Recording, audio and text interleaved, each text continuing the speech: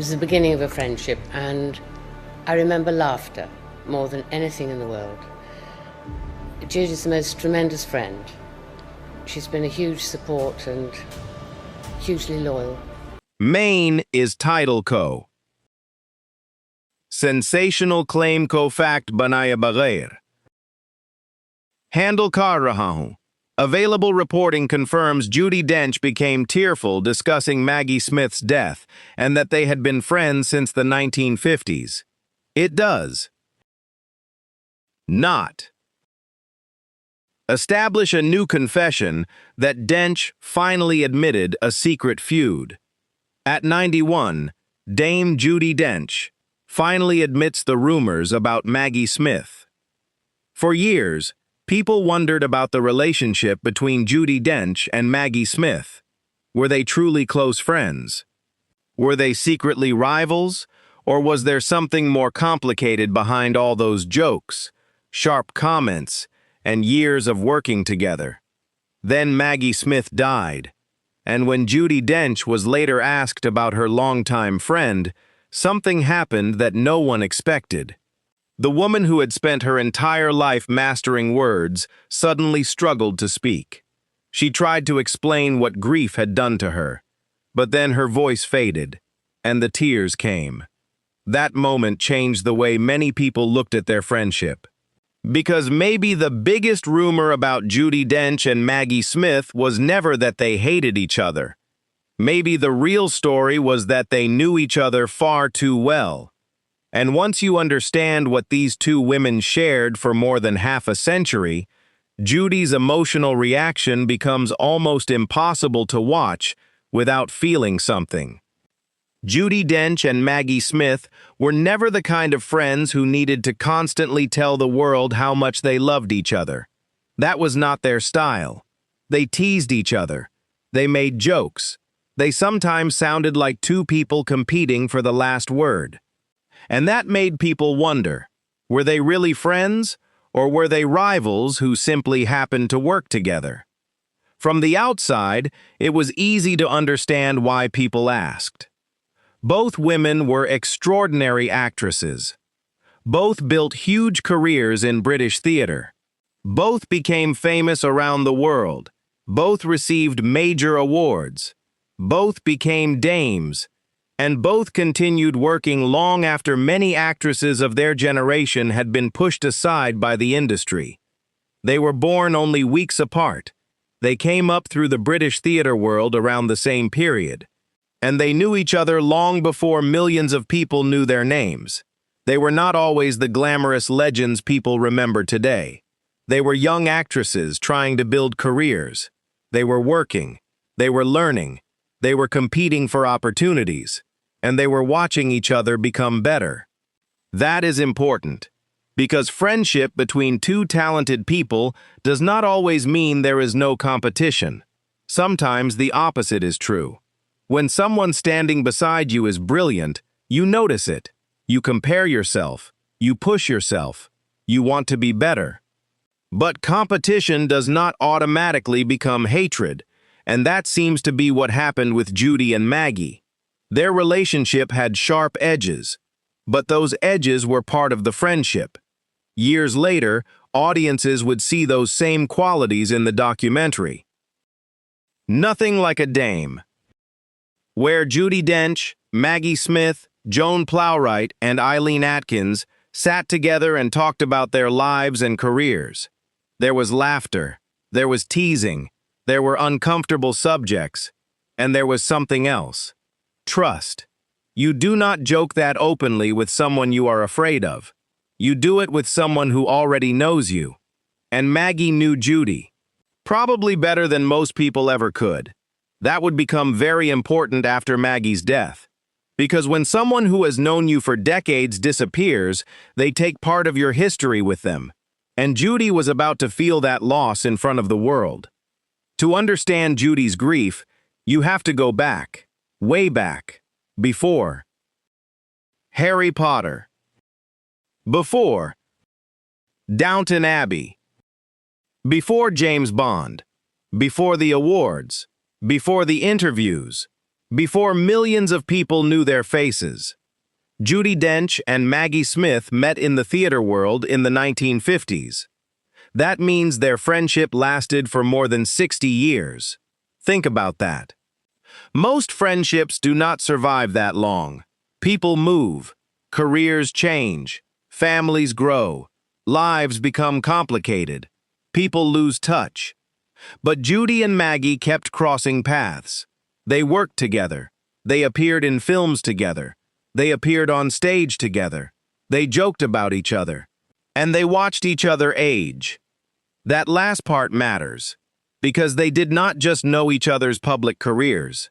They knew the younger women underneath the famous names. They knew what the other had gone through before the world started calling them legends. Maggie Smith was already a respected actress long before younger viewers discovered her as Professor McGonagall. Judi Dench had already built an extraordinary stage career long before she became famous to a new generation as M in the James Bond films. Their later fame can make it easy to forget this. But these women had already spent decades proving themselves. They knew the pressure of theater. They knew what it felt like to walk onto a stage and have an entire audience judging every move. They knew rejection. They knew reviews. They knew competition. They knew what it meant to lose a role. And they knew what it meant to get one. That shared experience created something that outsiders could not easily understand. They were not just colleagues. They were witnesses to each other's lives. And sometimes, the person who knows your struggles best is also the person who can tease you about them. That was Maggie, and Judi understood it. Here is where the rumor becomes interesting, because there really was competition, but not the kind people often imagine. Maggie Smith and Judi Dench belonged to the same generation of extraordinary British actresses. They were both fighting for important roles. They both wanted to do great work, and there were only so many major opportunities. That creates competition naturally. But the entertainment industry makes competition look more dramatic than it really is. Audiences want stories. They want heroes. They want enemies. They want two famous women to secretly hate each other. But real life is usually more complicated. Two people can admire each other and still compete. Two friends can be jealous for a moment and still care deeply about each other. Two great actresses can want the same role without becoming enemies. And Judi and Maggie seemed to understand that. They could joke about who was asked first. They could tease each other about careers. They could make comments that sounded harsh if you did not know them. But their friendship survived. In fact, those jokes may have been one reason it survived, because neither woman had to pretend. They did not have to say, "You are perfect." They could say, "You are annoying," and laugh. That is often what long friendships look like. There is less performance, less politeness, more honesty. And Maggie was known for being direct. She did not always soften her words. Judi was also famous for her humor and sharp timing. So when they were together, sparks naturally flew. But sparks are not always fire. Sometimes they are simply two strong personalities enjoying the fact that they have finally found someone who can keep up. And that is what audiences may have misunderstood for decades.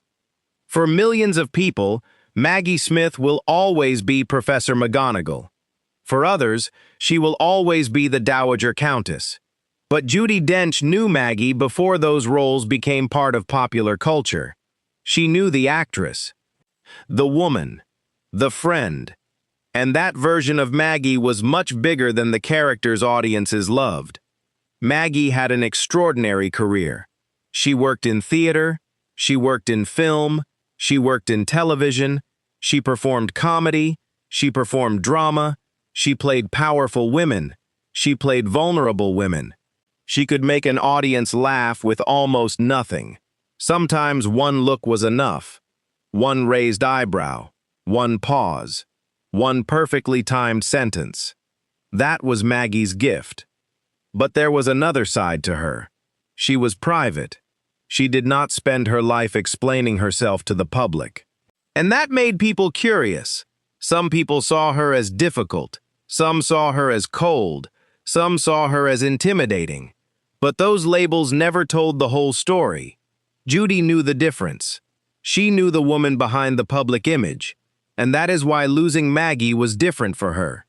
When the world lost Maggie Smith, millions of fans lost an actress they admired. Judi lost someone who had known her since she was young. That is a completely different kind of loss. Their friendship was not built on one movie. It was built over decades. They appeared together in films including A Room with a View, Tea with Mussolini, C. Ladies in Lavender, Will Dem, The Best Exotic Marigold Hotel, and its sequel. They also shared the stage, but perhaps one of the most revealing moments came when audiences saw them simply sitting together. No huge movie set, no dramatic costume, no character, just four famous actresses talking. That was nothing like a dame. And it gave viewers something rare. They saw Judi and Maggie as people. They joked about aging. They talked about acting. They talked about beauty. They talked about work. And they teased each other. That teasing became one of the most memorable parts of their friendship. Because Maggie could say something to Judi that another person might never get away with. And Judi could answer back. Neither seemed frightened of the other. That is what made the relationship feel genuine. They did not need to agree about everything. They did not need to behave like best friends in a romantic movie. They simply knew each other. And when you have known someone for that long, even an argument can become part of the friendship.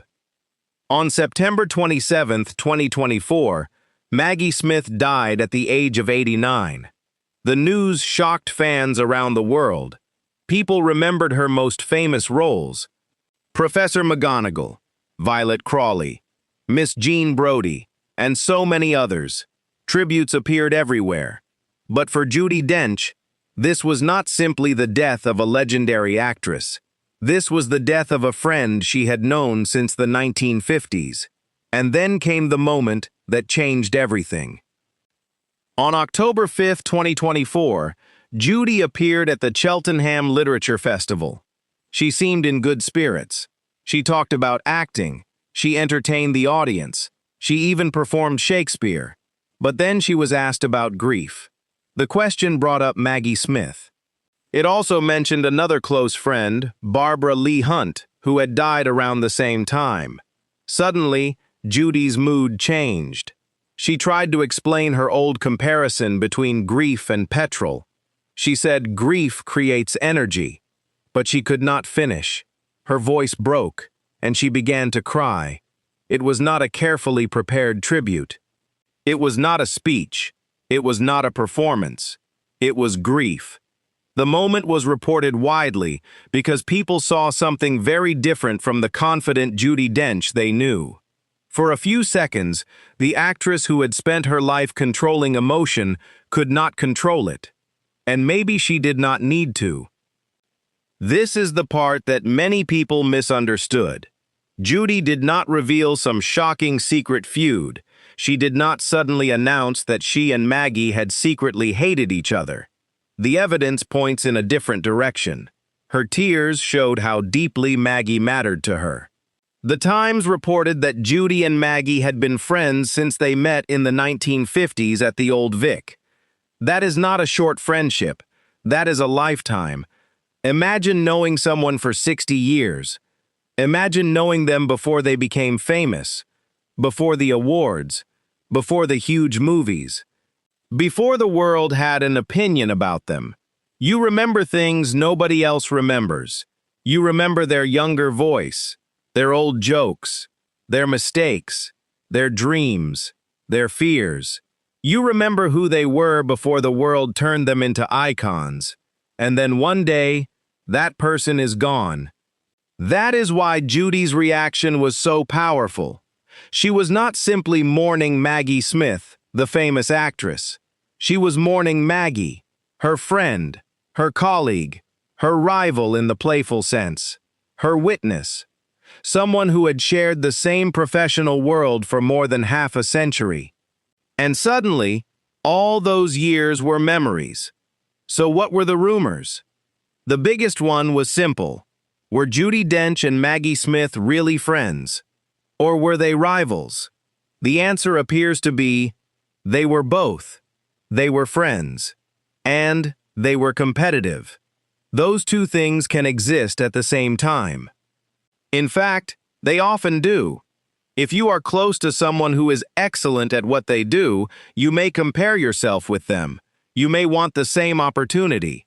You may want the better part. You may want to be first. But if there is trust, competition does not have to destroy the friendship. It can make both people stronger. That seems to describe Judi and Maggie better than the idea of a secret feud. They were not enemies pretending to be friends. They were two great actresses who knew each other's strengths, and because they were comfortable with each other, they could joke about the competition. That is why some of their comments sounded sharp. The public heard the words. Their friends understood the relationship behind the words. There is a big difference. After Maggie's death, Judi found a quiet way to remember her. She has spoken about planting trees for friends who have died. And Maggie received one too. In a later interview with the BBC, Judi shared a small but deeply emotional detail. On the day of Maggie's funeral, a crabapple had appeared on the tree Judi had planted in Maggie's memory. It may sound like a tiny thing, but grief often works that way. A tiny thing suddenly becomes huge. A tree, a song, a photograph, a chair, a voice. Something that would normally mean nothing can suddenly carry an entire relationship. Judi had created a living memorial, something that could grow while she remembered the person who was gone, and that says something about their friendship. There was no need for a giant monument, no huge public ceremony, just a tree, something alive, something that would remain. And perhaps that was the kind of memory Judi wanted. Not Maggie frozen as a photograph, but Maggie continuing in some small way. There is another reason this story matters. Judi Dench and Maggie Smith showed the world what aging actresses could become. They did not disappear when they got older. They became more powerful. Maggie's later roles made her even more famous. Judi became one of the most respected actresses of her generation. They proved that a woman did not have to be young to command a screen. They proved that age could bring authority, experience could make a performance stronger, and humor could become sharper with time. Their careers also showed something else. The public does not always understand the friendships behind famous people. We see awards, we see interviews, we see movie posters, but we do not see the years between those moments. We do not see the private jokes. We do not see the dressing rooms. We do not see the arguments that end in laughter. We do not see the friend who calls you when nobody else understands. Judi and Maggie lived most of that privately. And perhaps that is why Judi's tears were so powerful. For one moment, the private relationship became visible. Judi Dench has spent decades playing characters who could control a room. Queens, spies, mothers, leaders, women carrying enormous secrets. She knows how to perform emotion. But grief is different. You cannot always control it. And when she was asked about Maggie, she tried. Then she stopped. That moment told the audience something that a long speech never could. Maggie was important, very important, not because she was famous, not because she won awards, not because she appeared in some of the biggest movies of her generation, but because she was part of Judi's life for more than 60 years. And when you lose someone who has been part of your life for that long, you do not simply lose the person, You lose the future conversations you will never have. You lose the new jokes, the new memories, the chance to sit together again. You lose the person who could remember the old version of you. That is why grief can feel so strange. You are not only mourning what happened, you are mourning everything that will never happen. And perhaps Judi was feeling all of that in that moment. So, after all the rumors, comparisons, jokes, and speculation, what do we really know? We know Judi Dench and Maggie Smith were longtime friends. We know they knew each other from the early days of their careers. We know they worked together many times. We know they teased each other. We know there was a playful, competitive side to their relationship, and we know Judi was deeply affected by Maggie's death. What we do not have is proof of some dramatic secret feud finally being exposed, and perhaps that is actually a better story, because the truth is more human. They were not perfect. They were not identical. They were not always soft with each other. They were two strong women, two brilliant actresses, two people who lived through an enormous amount of change, and they stayed connected. That is much harder than simply being friends when everything is easy. Their friendship survived careers, survived competition, survived aging, survived fame, and ultimately, it survived even separation. Because Maggie may be gone, but the memories remain. For years, people wanted to know whether Judi Dench and Maggie Smith were really friends. After Maggie's death, Judi gave the clearest answer without actually needing to say it. She cried. Not because a famous actress had died, because her friend had died, the woman she had known since the 1950s, the woman who understood the strange world they had both chosen, the woman who could tease her, challenge her, make her laugh, and remember a part of her life that nobody else could fully remember. That is the real story behind the rumors. Yes, they competed. Yes, they teased each other. Yes, they were both strong personalities. But none of that cancels friendship. Sometimes it proves it. Because a real friend does not always tell you what you want to hear. Sometimes they tell you the truth. Sometimes they make fun of you. Sometimes they get the better role. Sometimes they drive you crazy. And then, when they are gone, you realize just how much space they occupied in your life. Maggie Smith left behind an incredible body of work, but she also left behind people who knew the woman behind those performances. Judi Dench was one of them, and when Judi's voice failed and the tears came, millions of people finally saw something that fame usually hides. Behind the awards were two women, behind the rivalry were two friends, and behind the jokes was more than 60 years of history. Maybe that is what Judi Dench really admitted. Not that Maggie Smith was secretly her enemy, but that she was someone she could never replace. And sometimes, the most powerful proof of love is not a speech. It is the moment when you simply cannot speak. If Maggie Smith's work touched your life, tell us in the comments, which Maggie Smith role will you always remember first? Professor McGonagall, Violet Crawley, or another one?